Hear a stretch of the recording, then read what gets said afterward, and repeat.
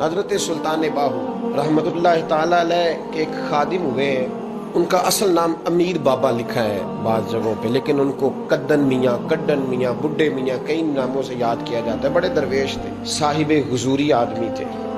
اکثر لوگ دم درود کرانے آتے تھے ان کے پاس۔ بزرگوں کے پاس لوگ آتے ہیں، اللہ کے بندے دعا کرتے ہیں تو اللہ خیر فرما دیتا ہے۔ آج کل کا زمانہ نہیں، اب تو دکانداری ہے نا، ٹوکن چلتے ہیں، تو اللہ تعالیٰ خیر کرے، حالات بڑے عجیب و غریب ہیں۔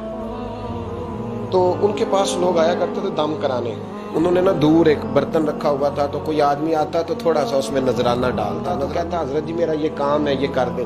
وہ خلیفہ تھے حضرت سلطان باہو، وہ گردن جھکاتے، تھوڑی دیر کے بعد سر اٹھاتے، کہتے تیرا کام ہو جائے گا۔ صحیح مسلم کی حدیث ہے، نبی پاک نے فرمایا رب اشغاز اکبر لو اقسم علی اللہ لابرہ۔ اللہ کے کچھ بندے ایسے ہیں جو اللہ کو قسم بھی دے تو اللہ ان کی قسم پوری کر دیتا ہے۔ ان کے کپڑے مٹی سے بھرے ہوتے ہیں، پر اللہ کو کہہ دیں تو اللہ کر دیتا ہے۔ حضرت سلطان باہو کے وہ خلیفہ کہتے ہو جائے گا تو ہو جاتا۔ پھر کوئی بندہ آ کے کہتا یہ نذرانہ ڈال دیا ہے تو کام، گردن چکاتے کہتے اپنے پیسے نکال کے لے جا، تیرا کام کوئی نہیں ہونا۔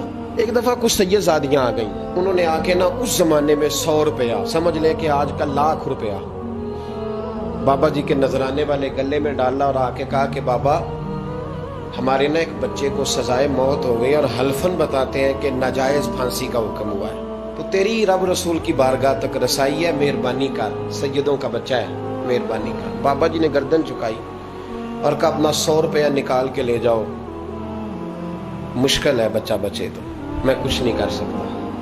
سیدزادیاں تھی، روتی ہوئی لوٹ گئیں۔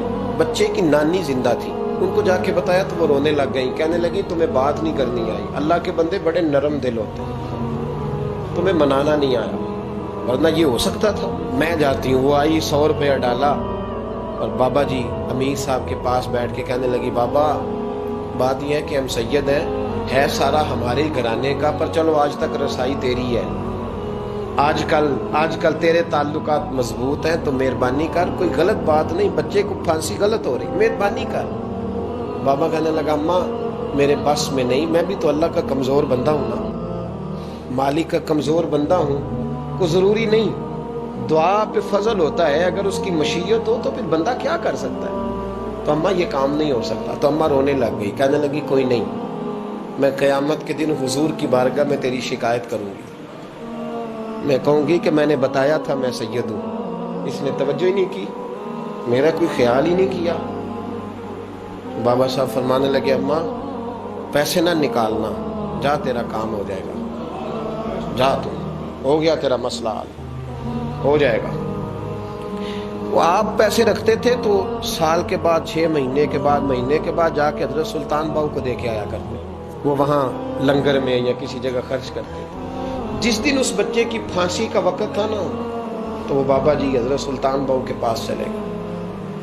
حضرت سلطان باہو کے مزار پہ جو دوست گئے ہیں یا میرے ساتھ گئے ہیں وہ جانتے ہیں کہ گڑھ موڑ سے یوں مڑتے ہیں، آگے دربار ہے، تو گڑھ موڑ پہ حضرت سلطان باہو ان کے استقبال، ان کو وہاں پتہ چل گیا کہ وہ آ رہا ہے، آئے دروازے گڑھ موڑ تک، مرید ساتھ تھے، تو حضرت سلطان باہو کہنے لگے یار تو نے اچھا نہیں کیا، اپنے خلیفے تو نے اچھا نہیں۔ کہنے لگے حضور چارہ کوئی نہیں تھا، سید زادیاں آ گئی تھی، حضور کا خاندان تھا، میں کیا کرتا۔ مرید کہتے ہمیں سمجھ نہیں آ رہی کہ یہ کیا ہو رہا ہے۔ کہنے لگے مجبوری تھی، کیا کرتا، کدھر جاتا، حضور کا خاندان تھا۔ کہا تو نے اچھا نہیں، کہتے ہمیں نہیں سمجھ آ رہی کہ تو نے اچھا نہیں کیا، وہ کہتے ہیں حضور کا خاندان تھا، اس کا معنی کیا ہے؟ کہتے تھوڑی دیر گزری، بچہ وہاں سے رہا ہو گیا، حضرت سلطان باہو کے خلیفہ کا انتقال ہو گیا، وہ وصال کر گئے، وصال ہو گئے۔ آپ نے جنازہ پڑھایا، دفن کیا، تو غلام کہنے لگے حضور یہ ماجرا کیا ہے؟